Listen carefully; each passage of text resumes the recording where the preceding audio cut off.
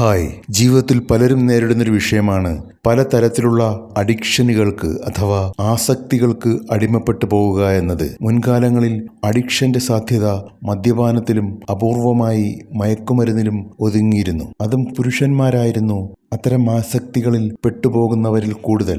എന്നാൽ ഇപ്പോൾ അഡിക്ഷൻ ഉണ്ടാകുവാനുള്ള സാധ്യതയുള്ള മേഖലകൾ വിപുലമായിരിക്കുകയാണ് എന്ന് വേണമെങ്കിൽ പറയാം. അത് മദ്യവും മയക്കുമരുന്നും മാത്രമല്ല, ഫോണിന് അഡിക്ഷൻ, ഗെയിമിന് അഡിക്ഷൻ, ചൂതാട്ടത്തിന് അഡിക്ഷൻ, ചില മ്യൂസിക് ബ്രാൻഡുകളോടുള്ള അഡിക്ഷൻ, ചില വ്യക്തികളോടുള്ള അഡിക്ഷൻ, ഇവയ്ക്കെല്ലാം ഇപ്പോൾ ആണും പെണ്ണും ഒരുപോലെ കീഴ്പ്പെട്ടു പോകുന്നത് കാണാറുണ്ട്.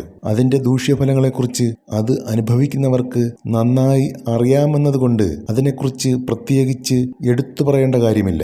നമ്മൾ മനസ്സിലാക്കിയിട്ടുള്ളതാണ്, മനുഷ്യർ അങ്ങനെ തന്റെ ദൈനംദിന ജീവിതത്തെ വളരെ പരിമിതമായ കാര്യങ്ങളിലേക്ക് ഒതുക്കി ജീവിതത്തെ ചെറുതാക്കി കളയേണ്ടവരല്ല. ഒരു ചെറിയ വിത്തിൽ നിന്നും ഒരു തൈ മുളപൊട്ടി അനുദിനം വളർന്ന് പന്തലിച്ച് ഒരു മഹാവൃക്ഷമായി മാറുന്നത് പോലെ ഓരോ മനുഷ്യന്റെയും ജീവിതധർമ്മമാണ് സ്വന്തം ചിന്തകളുടെ ശക്തിയും സ്വന്തം കഴിവും പുറത്തെടുത്ത് അനുദിനം ശക്തരായി ജീവിതത്തെ ഏറ്റവും ഉന്നതിയിലേക്ക് എത്തിക്കുക എന്നുള്ളത്. എന്നാൽ അഡിക്ഷനിൽ പെടുന്നതോടെ മനുഷ്യന് ചിന്തകളുടെ ശക്തിയെ കൃത്യമായി ഉപയോഗിക്കാൻ കഴിയാതെ വരുന്നു. ജീവിതത്തിന് ഗുണപ്രദമായ രീതിയിലുള്ള ഏതെങ്കിലും ഒരു ലക്ഷ്യത്തിലേക്ക് ഫോക്കസ് ചെയ്യാനോ ചിന്തകളെ വികസിപ്പിക്കാനോ കഴിയാതെ വരുന്നു. ഇതിൽ നിന്നും രക്ഷപ്പെടണമെന്നും എല്ലാവരെയും പോലെ നന്നായി ജീവിക്കണമെന്നും അറിയാഞ്ഞിട്ടല്ല, പക്ഷെ കഴിയുന്നില്ല.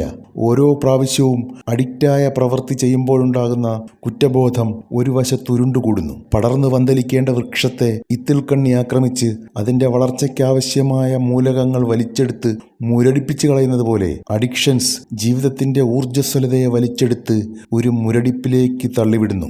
എന്താണ് ഇതിനൊരു പരിഹാരം?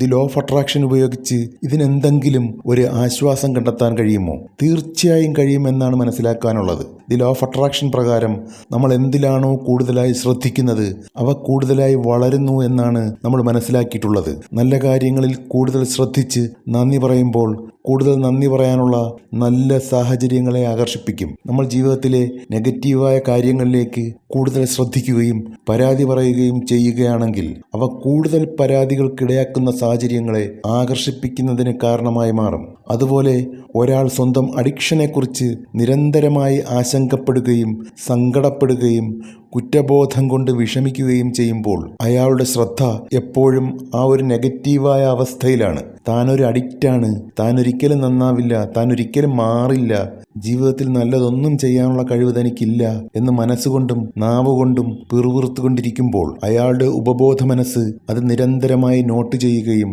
അയാൾ പറയുന്നത് പോലെയുള്ള അവസ്ഥ തന്നെ അയാളിൽ നിലനിർത്തുവാൻ ശ്രമിക്കുകയും ചെയ്യും. നമ്മൾ എന്തിനെയാണോ റെസിസ്റ്റ് ചെയ്യാൻ ശ്രമിക്കുന്നത് അത് കുറയുകയല്ല വർദ്ധിക്കുകയാണ് ചെയ്യുന്നത് എന്നുള്ളത് നമ്മൾ എപ്പോഴും ഓർക്കേണ്ടതുണ്ട്. ഇവിടെ അയാൾ ആദ്യം ശ്രദ്ധിക്കാനുള്ളത് സ്വന്തം അഡിക്ഷൻ എന്ന കുറവിനെ കുറ്റപ്പെടുത്തുന്നത് നിർത്തണം എന്നുള്ളതാണ്. ഇതെന്തൊരു ശല്യമായ ദുശീലമാണ്, ഇതെനിക്ക് നിർത്തണം, ഇനി മേലാൽ ഞാനിത് ആവർത്തിക്കില്ല എന്നൊക്കെയുള്ള സ്റ്റേറ്റ്മെൻറ്റ് ഇടയ്ക്കിടെ പറയാതിരിക്കാൻ ശ്രദ്ധിക്കണം എന്നതാണ്. പകരം വേണ്ടത് നിലവിലുള്ള അവസ്ഥയുമായി തൽക്കാലം സമരസപ്പെട്ട് മെല്ലെ അയാളുടെ ഫോക്കസ് സത്യത്തിലേക്ക് ഷിഫ്റ്റ് ചെയ്യുക എന്നുള്ളതാണ്. ഓരോ മനുഷ്യനും പെർഫെക്റ്റാണ് എന്നുള്ളതാണ് ആ സത്യം. ഒരു ദുശ്ശീലവുമില്ലാത്ത സമ്പൂർണവും എല്ലാം തികഞ്ഞതുമാണ് ഓരോ മനുഷ്യനും. അതാണ് സത്യം. അഡിക്ഷൻ എന്നത് എങ്ങനെയോ ശീലിക്കപ്പെട്ടു പോയ അസത്യമാണ്. സബ് കോൺഷ്യസ് മൈൻഡ് അസത്യമായി പ്രോഗ്രാം ചെയ്യപ്പെട്ടു പോയതാണ്. അതിനെ സത്യം കൊണ്ട് തിരിച്ച് റീപ്രോഗ്രാം ചെയ്യണം. അതിനാദ്യം സ്വയം ഒരു പെർഫെക്റ്റായ മനുഷ്യനായി മനസ്സിൽ ആവർത്തിച്ച് കാണുക എന്നുള്ളതാണ്. അതിന് ഏറ്റവും സഹായകരമായ ഒരു അഫർമേഷനാണ് ദി മാസ്റ്റർ കീ സിസ്റ്റത്തിലൂടെ നമുക്ക് ലഭിച്ച I arm hole, perfect, strong, powerful, loving, harmonious and happy എന്ന അഫർമേഷൻ. അത് ആവർത്തിച്ച് ഉരുവിടുക. ദിവസവും ഒട്ടേറെ തവണ, 100 കണക്കിന് തവണ ഉരുവിടുക. കഴിയുമെങ്കിൽ തന്നിട്ടുള്ള താങ്ക് യുവിൻ്റെ മെഡിറ്റേഷന് ശേഷം ഒരു 100-ലധികം വരുന്ന എണ്ണം സ്വയം നിശ്ചയിച്ച് ഏകാഗ്രമായി ഉരുവിടുക. അർത്ഥം മനസ്സിലാക്കി ഉരുവിടുക. ഓരോ പ്രാവശ്യം പറയുമ്പോഴും സ്വയം ശരീരത്തിനും മനസ്സിനും പൂർണ്ണാരോഗ്യമുള്ള മനക്കരുത്തുള്ള ഒരാളായി സ്വയം മനസ്സിൽ കണ്ടുകൊണ്ടിരിക്കുക. അതാണ് നമ്മുടെ സത്യം. ആ സത്യത്തിലേക്ക് നമ്മുടെ ശ്രദ്ധയെ കൊണ്ടുവരിക. അത് ക്രമേണ ഉപബോധ മനസ്സിനെ ആ സത്യത്തിലേക്ക് തിരിച്ച് റീപ്രോഗ്രാം ചെയ്യുന്നതിന് സഹായിക്കും. അതുപോലെ തന്നെ കൂടെയുള്ള കുടുംബാംഗങ്ങൾക്കും സുഹൃത്തുക്കൾക്കുമെല്ലാം ആ വ്യക്തിയെ മനസ്സുകൊണ്ട് സ്പിരിച്വലായി സപ്പോർട്ട് ചെയ്യുവാൻ കഴിയും എന്നുള്ളതാണ്. അവർ അയാളെ ആ അഡിക്ഷൻ എന്ന അവസ്ഥയുടെ ഇരയായി കണ്ട് സഹതപിക്കുകയും സങ്കടപ്പെടുകയും ചെയ്യുന്നതിന് പകരം അയാൾ ഒരു പെർഫെക്റ്റായ ആളായി മാറുന്നതായി സങ്കല്പിച്ചുകൊണ്ട് അയാളെ നോക്കിക്കാണുക.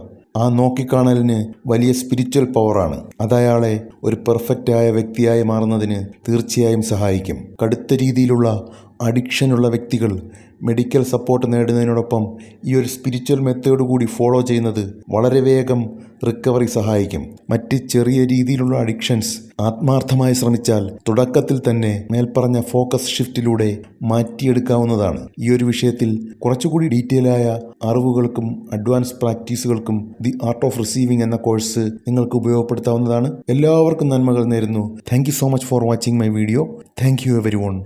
Thank you.